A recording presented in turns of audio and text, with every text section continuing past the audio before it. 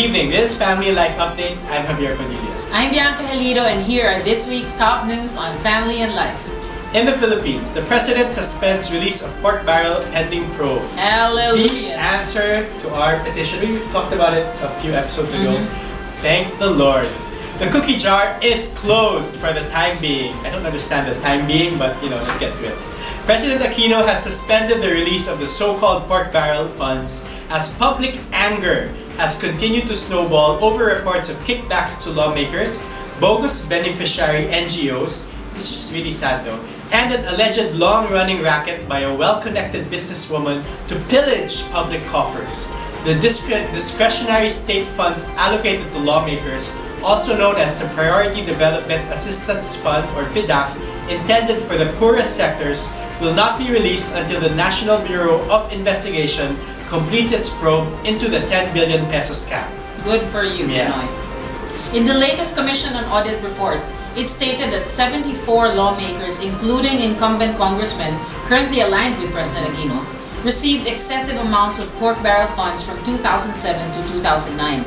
The report also said that some 6.156 billion pork barrel from close to 200 lawmakers went to 82 mostly dubious NGOs from 2007 to 2009, including 10 linked to businesswoman Janet Lim Napoles. We're looking for you, Miss Napoles. Show your face. Show your face so we can... Aquino, however, has stopped short of calling for the abolition of the pork barrel, as activists and some lawmakers have done. Aquino has argued that the pork barrel does some good and that lawmakers, particularly district representatives, are in a better position to determine and attend to the needs of their constituents. The President is proposing instead that condition for the release of pork be tightened and limited to lawmakers who have acceptable ratings according to certain performance indicators. In the meantime, public outrage has spread on social media and led to calls for a massive protest gathering today. Earlier today, August 26, National Heroes Day at the Luneta Grandstand. No group banners, no political colors, no speeches, just ordinary tax-paying people demanding the government to explain the massive corruption from the pork barrel scam. So how was it? Were you there today? Of course! I wouldn't have missed it, I wonder if they hit 10 million. You'll see it 1 million. You'll see it soon. Anyway, this whole PDAF, I know whenever we talk about it, I get so fired up about it. But it's really an amazing thing how one person or a group of people can steal so much money from the government, from the poor people. An important thing to note is that I don't think this is the first. No, I'm sure this is not the first year that it has happened. And then she's not the only one. Napoles isn't the only one. There's many more out there for sure.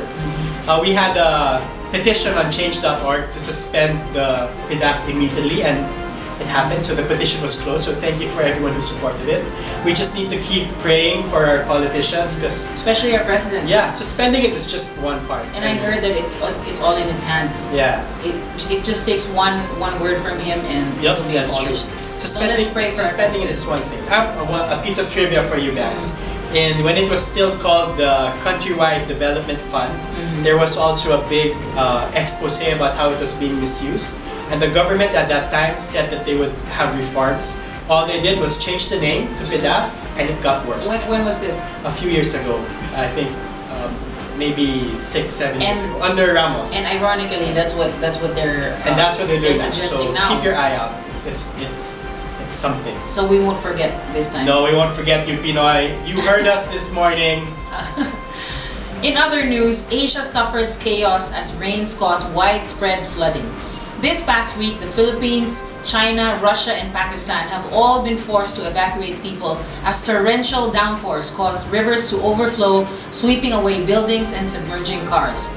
In Russia, heavy rains pounding Khabarovsk, a far eastern city located near the Chinese border, since July have swelled the local Amur River to nearly 7 meters last week, a level unseen since the 19th century, damaging property, infrastructure, and crops, and displacing tens of thousands. 100 years ago.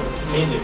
Meanwhile, Pakistan's South Punjab region was put on high alert less than 2 weeks ago after water levels of the rivers Ravi and Chenab rose further. Heavy monsoon rains triggering floods have affected nearly 1 million people and killed 139 others. The rains had hit 3,826 villages and destroyed 13,262 houses all over the country. In China, the death toll from devastating floods at opposite ends of the country following torrential rains and the aftermath of a typhoon has risen to more than 130. The devastating floods have also affected millions of people since torrential downpours caused the Nei River to overflow near the city of Fushun, sweeping away homes, roads, and utilities. The flooding in the northeast has been described as the worst there in decades. And of course, here in Manila, hundreds of thousands of flood-battered residents fled their homes and moved to emergency shelters early last week as relentless monsoon rain submerged more than half of Manila. Schools, offices, banks, the stock exchange, courts, and embassies were closed as the rains brought the capital to a standstill. Roads were impassable to vehicles and streets turned into rivers with water rising above 2 meters or 7 feet in some parts of this capital of 12 million people, while many provinces in the main island of Luzon were also inundated. The CFC FFL, work with the Poor Ministry, has started relief operations to assist the flood victims. In line with this, we would like to appeal to all our viewers to send in your donations in cash or in kind, give drops of love to create waves of hope for the victims of the monsoon rains caused by the Typhoon Marin. For interested donors, please drop by and visit our CFC FFL home office at Apartel 12 Star Mall, EDSA Corner, Shaw Boulevard, Mandaluyong City. You may also refer to the information flashed on screen. It's been a week and a half of rain and flood. Very wet and stressful. My kids haven't had school the whole week. We don't know what to do with them anymore at home. But we're still safe, and that's what important. Yeah, but I think the question is, what lesson have we learned, or should we? I have to relate this to PDAF again. Because PDAF is supposed to be Priority Development Assistance. What happened? The dikes are breaking, there's no sewage, canals, and all that. What's going on? So where are all these funds going? Where did it go? All these billions and billions of funds over the past how many years? Where did it go? To bags, to cars, and all that. And have you seen that PDAF? What PDAF means? What? I forgot. The one with the Napoles girl? I forgot about Dior and Fendi. Oh, okay. PD and... that's where it all went. Para sa Dior and Fendi. Oh my gosh, Napoles. Watch out. Okay, let's have more news. Just can't get this PDAF thing out of my head. Moving on to our next news story, this time in India. A mobile revolution called smart porn. Call it India's other mobile revolution, with very affordable smartphones hitting the Indian market and savvy entrepreneurs hawking downloaded clips. Once innocent Indians are watching hardcore porn like never before. Smartphones have given millions of Indians access to free porn, which some believe is responsible for triggering a recent rape crisis. Since the December gang rape of a Delhi student who died from internal injuries sustained during the attack, the entire country has been wrestling with what many regard as a spike in sexual violence. Until recently, modern India has been decidedly more prudish. Bollywood didn't even dare show kissing until a few years back. Now suddenly, affordable smartphones have put hardcore porn in the palms of millions. According to statistics from Manwin Holding, owner of the 2 largest porn sites, India's 150 million odd internet users visit these 2 sites alone at a clip of around 2 million hits per day. Wow, I wish we would just get a million of that. For this show. Yes, for this show. Meanwhile, reported incidents of rape have nearly doubled since 1995, when the internet first came to India, according to the National Crime Records Bureau. Abhishek Clifford, who runs a moral awareness program for Indian colleges, said, "We are raising up an army of rapists in India by not warring against internet pornography. Although possessing or watching porn is permitted in India, distributing it is illegal. And now the authorities are moving to crack down on web porn, even as in many other countries. Even as in many other areas, the country grows more liberal in its attitude towards sex." I mean, there's always a connection between porn and sexual misconduct. I thought in the PDAF again. Well, yeah, I mean, I can't find a connection. But it's all over the internet. It's all over and just a few weeks back, there was a known band vocalists of the band, Oh, yeah. popular band, With their video that yeah. leaked So online. it's all over. And years before that, there was anyway All so these many scandals. And pornography always leads to some sex crime. Because it gets stuck in your head, and you have to act it out. You know, people have to learn self-discipline. It's a good thing. And I heard there was a very successful conference. Live Pure movement, homecoming. It was really good. 5,000 youth, all for chastity and to live pure. I mean, it's good to see hope in these dark And moments. we should have more of those conferences, more of those movements. Exactly. And now for our featured topic this week, we bring you Maricel Badilla. Good evening, friends. Hi, I'm Maricel Badilla, and tonight we bring you parents another very interesting topic on good parenting, entitled The 5 C's of Effective Discipline. The Latin origin of the word discipline is disciplinare, which means to teach. So by its Latin origin, we actually know that disciplining doesn't entail punishment, but it means to teach good values, to teach moral standards that our children should learn as early as 3 or 4 years old. So discipline means teaching our children responsibility and self-control. When we talk about discipline, it also means rewarding good behavior and discouraging bad behavior using fair and positive means. So what does this mean? We have to be able to set standards wherein our children know whether they're already doing something bad or they're still doing something good. Parenting, as we all know, is a 24/7 job. For most of us, we have not been taught about how it is to be a parent. We've been taught how it is to be an architect or an engineer or a doctor. But being parents, it's not learned in school. So we have to be able to learn these things as we go along. And most of the time, we do something today and then check if it yields positive results and we keep on doing it. Or sometimes we just learn from our parents on how they disciplined us, or from friends who have older children and their experiences on disciplining. I'd like to share with you today some effective tips on how we could discipline our children following the 5 C's. The first C is clarity. Let's be clear when we set rules, rights, and limits. Our children should be able to understand why these rules are being made and the consequences for breaking these rules. Normally, we have to tell them set boundaries like what time is sleeping time, what time do they have to wake up or to eat, or when it is appropriate to play.